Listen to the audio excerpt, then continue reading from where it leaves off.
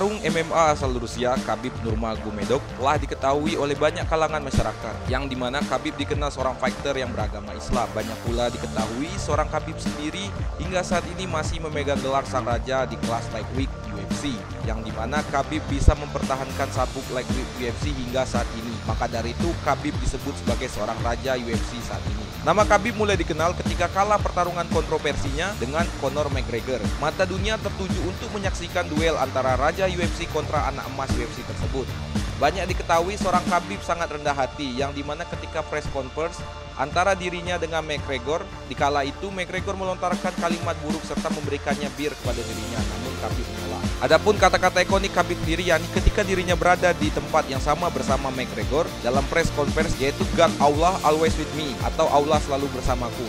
Namun lontaran kata-kata sampah dari McGregor sirna ketika Khabib pun mengalahkan lewat choke submission, dan di dunia pun heboh kala itu. Hingga saat ini Khabib merupakan pertarung yang memiliki rekor sempurna, yang dimana 28 kali menang dan tidak pernah kalah sekalipun. Beredar rumor adanya pertarungan antara Khabib kontra Justin, yang dimana belum tahu pasti pertarungan itu akan digelar, namun pertandingan mereka dipastikan akan terjadi. Beredar spanduk antara Justin kontra Khabib dijadwalkan bulan Oktober mendatang.